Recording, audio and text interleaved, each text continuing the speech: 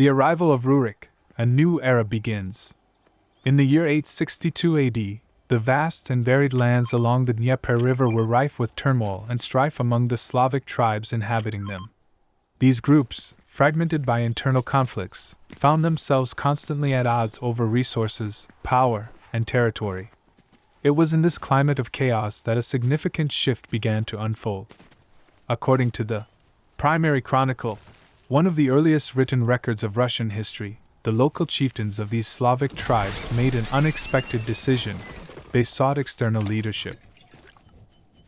The invitation extended by these tribes to Rurik and his fellow Varangians from Scandinavia marks a pivotal moment in early Russian history. Rurik, along with his brothers Trover and Cineas, arrived as leaders tasked not only with stopping the incessant conflicts but also with bringing stability and order to the region.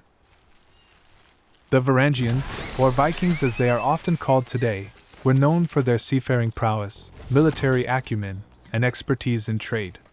They had long been navigating the intricate waterways of Eastern Europe, establishing settlements along key rivers that facilitated their commercial ventures. Rurik's arrival signified more than just a military intervention. It was a transformational event that would fundamentally alter the political landscape of what would eventually become Old Russia. The primary motivation behind the invitation to Rurik and his brethren lay in the desperate need for strong, centralized leadership that could impose peace and order. The Slavic tribes had grown weary of their own disunity and recognized the potential benefits of aligning under a single, powerful ruler capable of quelling internal strife and defending against external threats. Rurik's journey to Novgorod thus marked the beginning of an era characterized by significant political consolidation and cultural integration. The Varangians brought with them not just military might but also a set of organizational skills and trade connections that were crucial for building a nascent state structure. Rurik's initial base in Novgorod was chosen due to its strategic location along important waterways, positioning it as an ideal center for governance and commerce. In summary, the arrival of Rurik and his brothers in 862 AD set the stage for the formation of a new political entity that would come to be known as Kievan Rus. This event was not merely about military conquest but rather the initiation of a broader process of state-building and cultural synthesis, setting the foundations for what would become one of the most significant medieval states in Eastern Europe. Establishing control, Rurik's expansion from Novgorod to Kiev. Following his initial arrival at Novgorod, Rurik embarked on an ambitious campaign to consolidate power over a broader territory. As leader in Novgorod, he established a firm foothold by leveraging the city's strategic position along key trade routes, which facilitated both economic prosperity and political influence.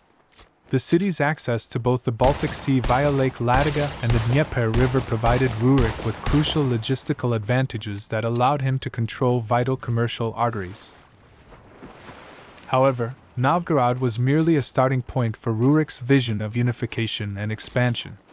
His ambitions extended far beyond the confines of this single city-state.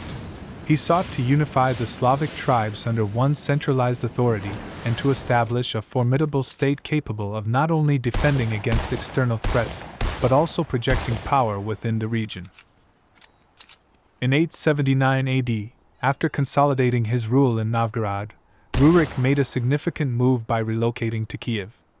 This strategic shift was driven both by political necessity and geographical advantage. Kiev, situated along the Dnieper River, had long been recognized as an important center for trade and commerce, connecting the Baltic Sea with the Black Sea via key waterways.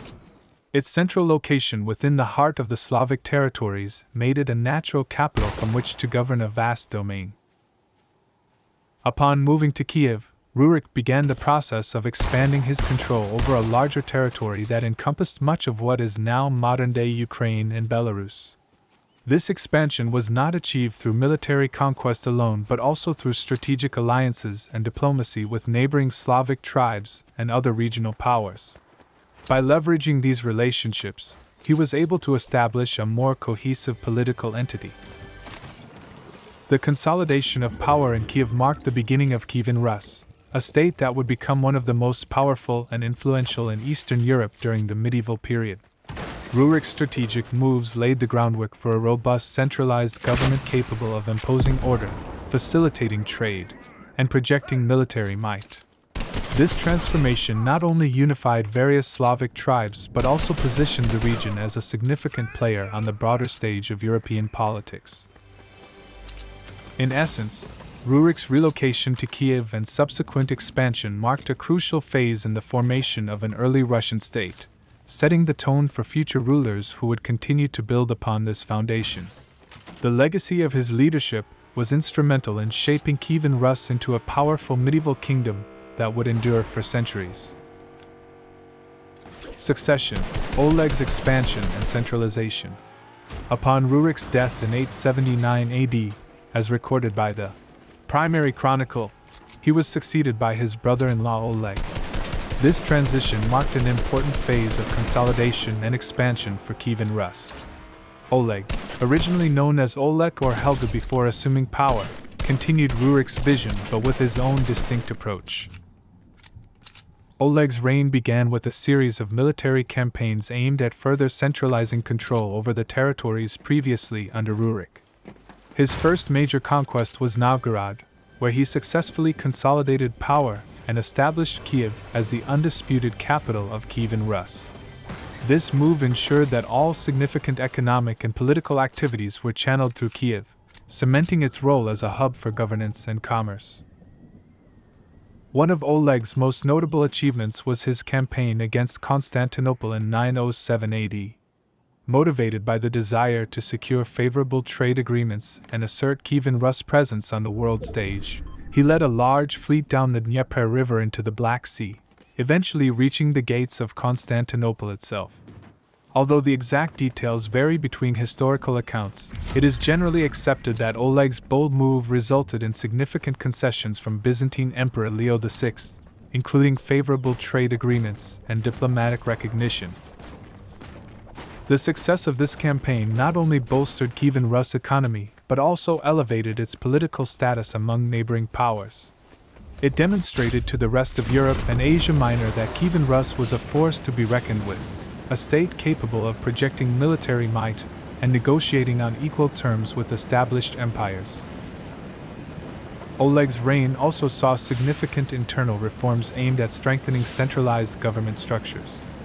He introduced a more formalized system of governance, including the establishment of regional princely powers under his overall authority. This division of power helped to ensure loyalty and cooperation from local leaders while maintaining overall control in Kiev. Furthermore, Oleg's efforts to consolidate trade routes were instrumental in Kievan Rus' economic growth. By securing favorable trade agreements with Constantinople, he ensured that Kiev would become a major hub for the lucrative trade between Eastern Europe and Byzantium. This economic strength provided a solid foundation for future political expansion and cultural development. In summary, Oleg's rule marked a period of significant consolidation and centralization, building upon Rurik's initial framework to create a more cohesive and powerful state.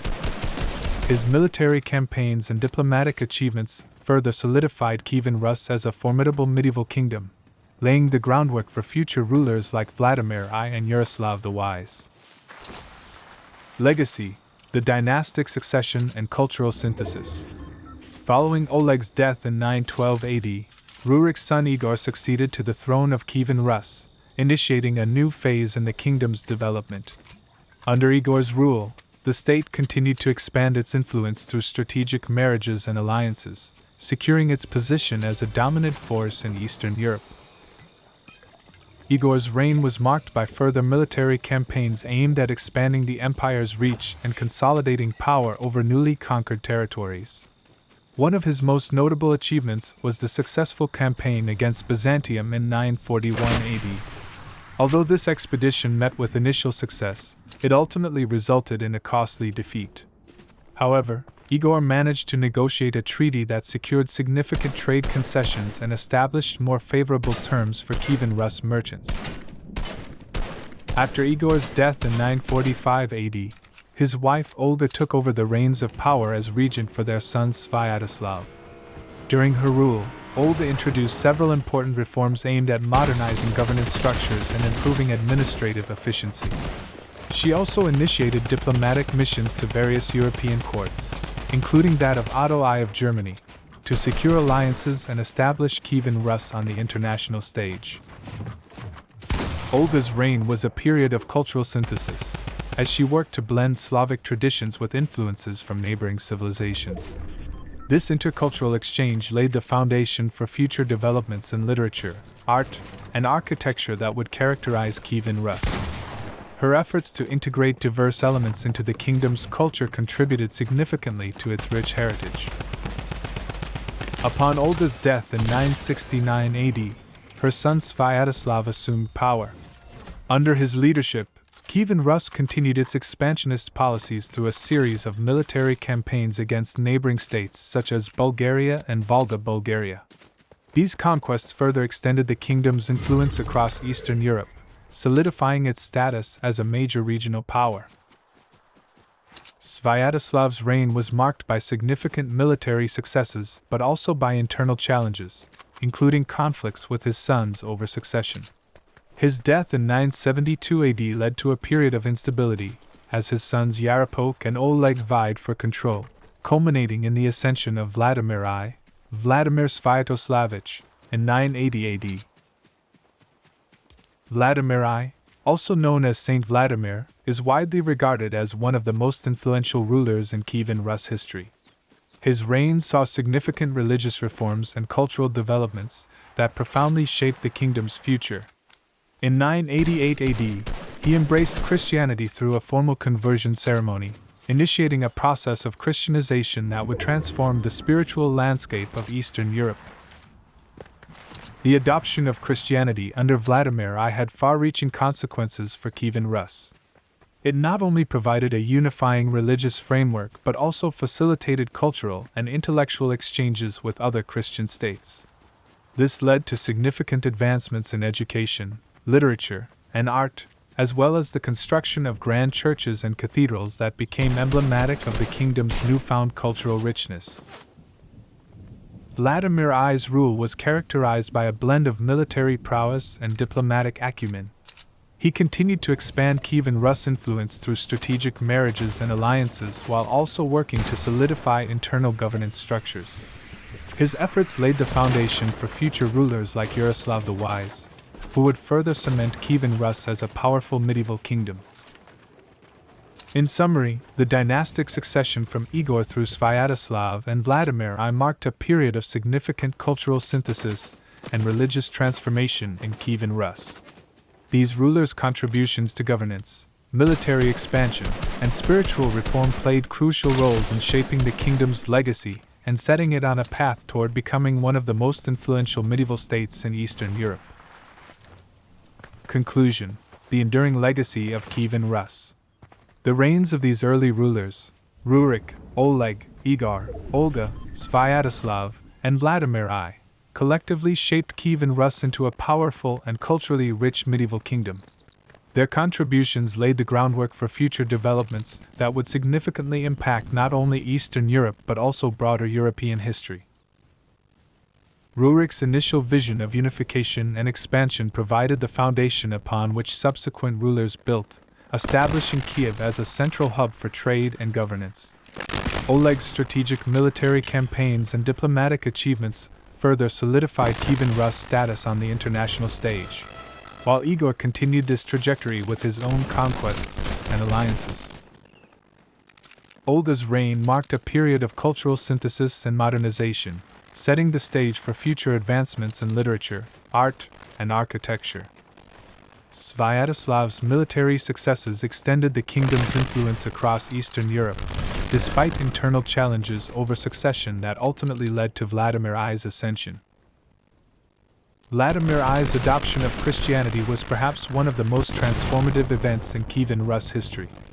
This religious shift not only unified the kingdom under a common spiritual framework but also facilitated cultural and intellectual exchanges with other Christian states, leading to significant advancements in education, literature, and art. The enduring legacy of these early rulers is evident in the rich cultural heritage and historical significance that Kievan Rus continues to hold.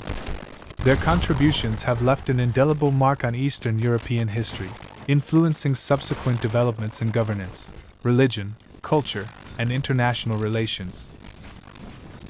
In summary, the reigns of Rurik through Vladimir I collectively shaped Kievan Rus into a powerful and culturally rich medieval kingdom that significantly impacted both its immediate region and broader European history. Their enduring legacy continues to be celebrated and studied as a testament to the kingdom's remarkable contributions.